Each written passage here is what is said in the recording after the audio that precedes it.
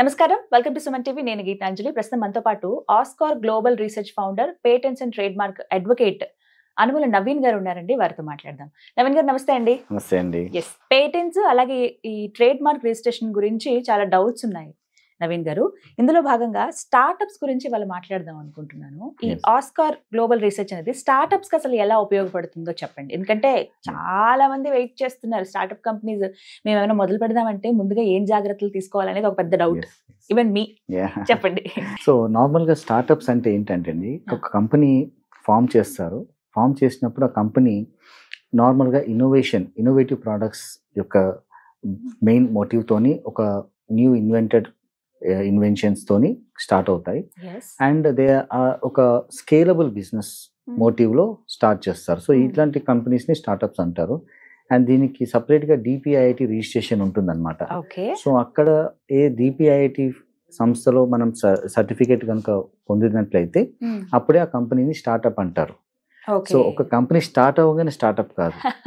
Company DPIIT registration apply చేసి అక్కడ నుంచి ఆ ఇష్యూయింగ్ అథారిటీ విల్ అండర్స్టాండ్ ఈ కంపెనీ ఇన్నోవేషన్ వైపు వెళ్తున్నారనే అనాలిసిస్ స్క్రూటినీ చేసి వాళ్ళు ఒక సర్టిఫికేట్ ఇస్తారు. DPIIT అంటారు. ఆ సర్టిఫికేట్ వచ్చినప్పుడు దాన్ని రికగ్నైజ్డ్ స్టార్టప్ అంటారు.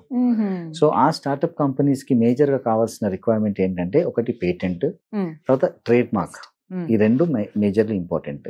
ఈ పేటెంట్ నార్మల్ గా స్టార్టప్స్ చేసే పని, వాళ్ళు చేసే మిస్టేక్స్ ఏంటంటే, ఎంథూజియాజం అండ్ ఎక్సైట్మెంట్ తోని ఒకటి చేయాలి అన్న ఒక పట్టుదలతో వస్తారు.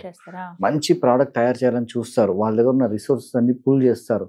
పుల్ చేసి వాళ్ళు ఏ డైరెక్షన్ లో వెళ్తున్నారో అన్న క్లారిటీ ఉండదు. వాళ్ళు ఏం చేస్తారు, ఓకే ఇలాంటి ప్రోడక్ట్ ఒకటి తయారు చేద్దాము, మార్కెట్ లో లేదు అని ఆలోచించుకొని చేసేస్తారు. కానీ అలాంటి ప్రోడక్ట్ రీసెర్చ్ చేయకుండా చేసేస్తారు. అలాంటి ప్రోడక్ట్ ఆల్రెడీ ఉండే ఉంటుంది ఎక్కడో చోట వరల్డ్ లో.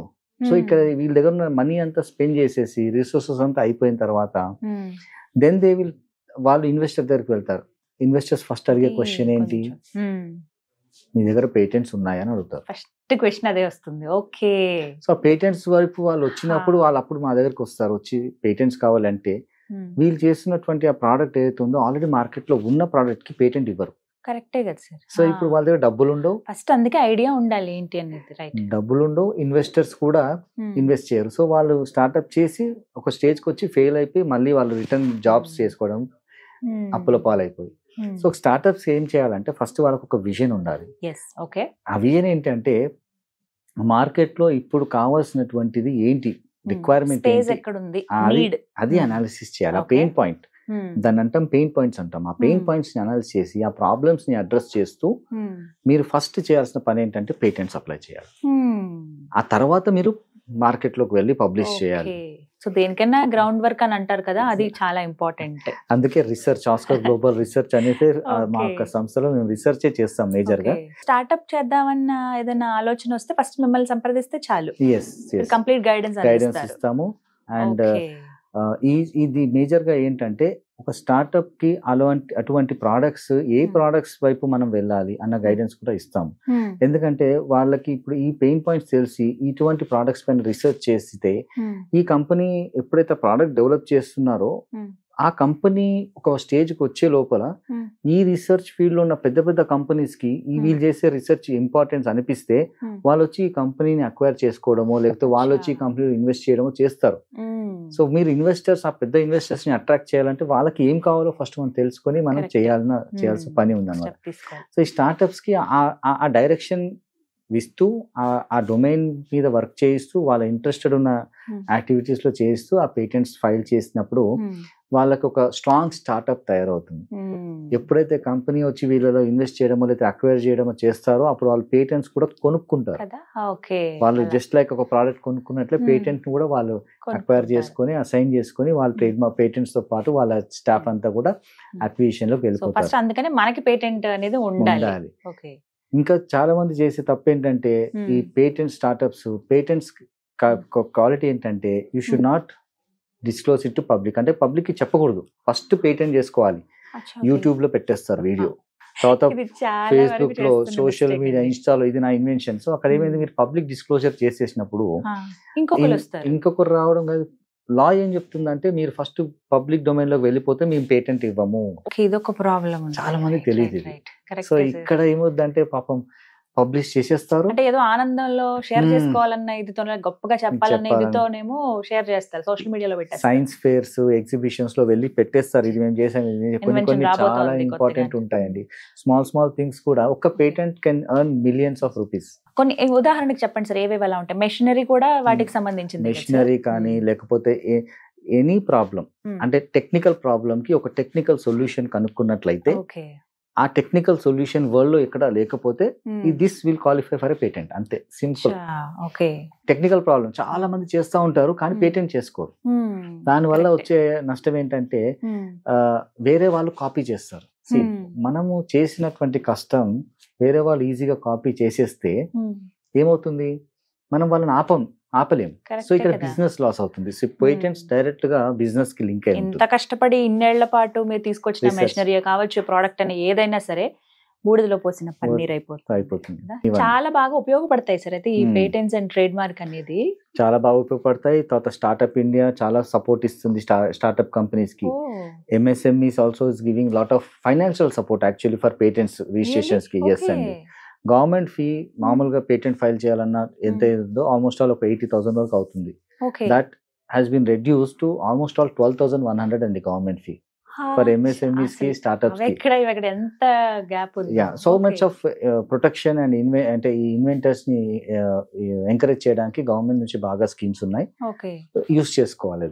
అంటే వీటి వ్యాలిడిటీ మాట్లాడితే సార్ పేటెంట్ 20 years ఉంటుందండి. పేటెంట్ గ్రాంట్ రిజిస్ట్రేషన్ అయ్యాక దాని వ్యాలిడిటీ 20 years ఉంటుంది. ఎవ్రీ ఇయర్ రెన్యువల్ చేసుకోవాలి అది.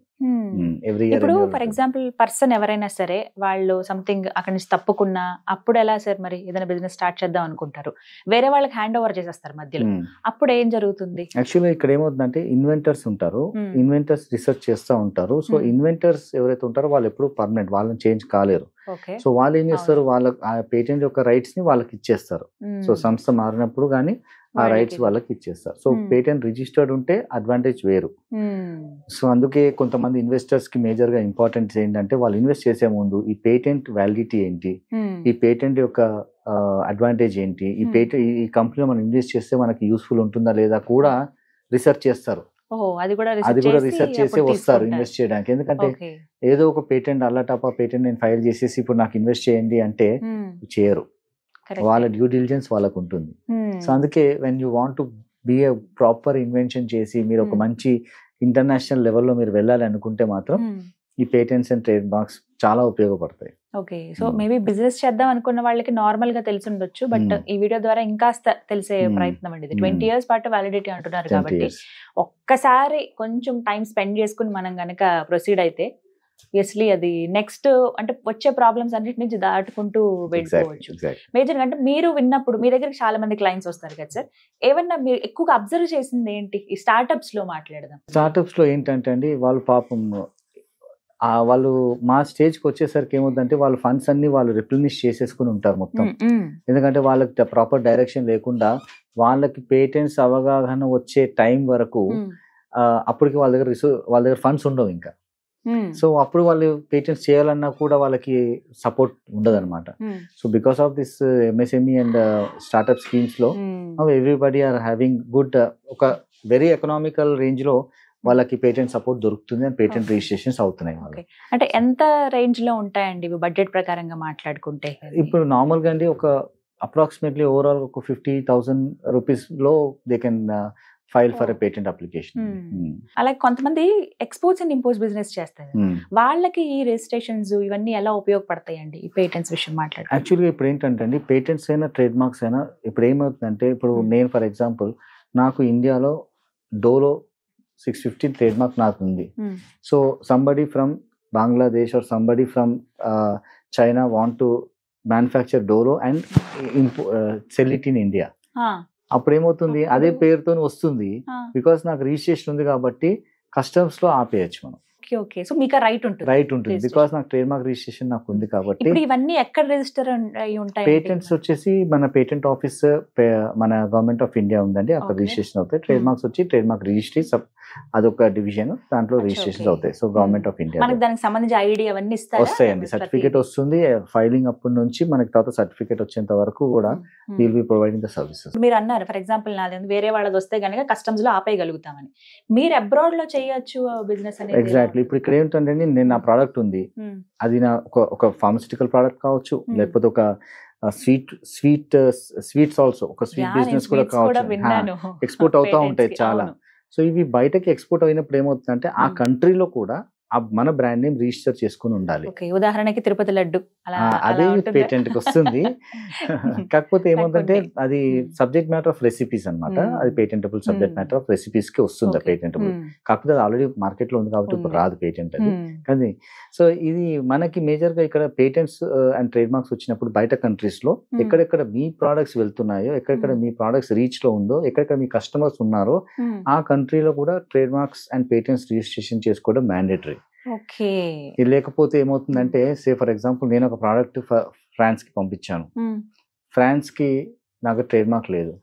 సో ఇప్పుడు నేను ఫ్రమ్ లండన్ యూకే అదే సేమ్ నేమ్ తో ఇంకో ప్రోడక్ట్ ఫ్రాన్స్ కి పంపిస్తాను, సేమ్ నేమ్. నువ్వు ఇప్పుడు అతను ఆపాలి అంటే మీకు రిజిస్ట్రేషన్ ఉండాలి ఫ్రాన్స్ లో. సో ఫ్రాన్స్ లో రిజిస్ట్రేషన్ ఉంటే I can stop anyone outside France to come to sell the same name in India in the France.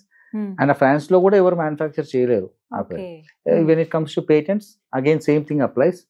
Me patented product ని అక్కడ మ్యానుఫ్యాక్చర్ కానీ లేదా ఆ మెథడ్ కానీ యూజ్ చేయడానికి వీలు లేకుండా ఆ ప్రొటెక్షన్ వస్తుంది. అంటే వేరే దేశం అన్నప్పుడు ఆ దేశం రూల్స్ వర్తిస్తాయి సపరేట్ గా. సో ట్రేడ్ మార్క్స్ పేటెంట్స్ అన్ని కూడా అన్ని టెరిటోరియల్ రైట్స్ అంటాం. సో ఎక్కడ మీకు ప్రొటెక్షన్ కావాలంటే ఆ కంట్రీలో మీరు రిజిస్ట్రేషన్ చేసుకోవాలి. రైట్. సో ఒక క్లారిటీ అయితే వచ్చింది సార్. బిజినెస్ స్టార్ట్ చేసేద్దాం అని అంటే అనగానే స్టార్ట్ చేయటం కాదు, దానికి తగ్గట్టుగా ముందుగా గ్రౌండ్ వర్క్ ఉండాలి. అందులోనే first patents and trademark registration important అండి. Thank you so much sir. So విన్నారు కదా, నవీన్ గారు ఒకటే చెప్తున్నారు. చాలా డౌట్స్ ఉంటాయి మనకి, స్టార్ట్అప్ బిజినెస్ చేద్దాం అని అనుకుంటాము, కొత్తగా ఏమన్నా ఎంటర్‌ప్రెన్యూర్స్ గా మనం ఎదగాలంటే కొంచెం మంచి ఆలోచనతో ముందుకు వెళ్ళిపోతాం, మన ఇన్వెన్షన్స్ అన్ని ఇలా చేయాలని చెప్పి సోషల్ మీడియాలో పెట్టేస్తూ ఉంటారు. ఆ విషయంలో జాగ్రత్త వహించమని చెప్తూ ఉన్నారు. తర్వాత అంటే ఫ్యూచర్ లో ప్రాబ్లమ్స్ ఫేస్ చేయకుండా ముందుగానే పేటెంట్స్ అలాగే ట్రేడ్ మార్క్ రిజిస్ట్రేషన్ చేసుకుంటే తర్వాత ఎవరు క్వశ్చన్ చేసే రైట్ కూడా ఉండదు మీకు. మీరు హోల్ అండ్ సోల్ గా మీరే చక్కగా రన్ చేసుకోవచ్చు. మీరు ఏమైనా ప్రాబ్లం వచ్చినా కూడా ఎస్ నా దగ్గర ఈ సర్టిఫికేట్ ఉంది, నేను రిజిస్టర్ చేయించుకున్నానని చెప్పి మీరు చూపించి కంటిన్యూ అవ్వచ్చండి. మరిన్ని వివరాల కోసం నేను స్క్రీన్ మీద నెంబర్స్ ఇస్తాను, కాల్ చేసి కనుక్కోండి. ఇది వాళ్ళ వీడియో. నమస్తే.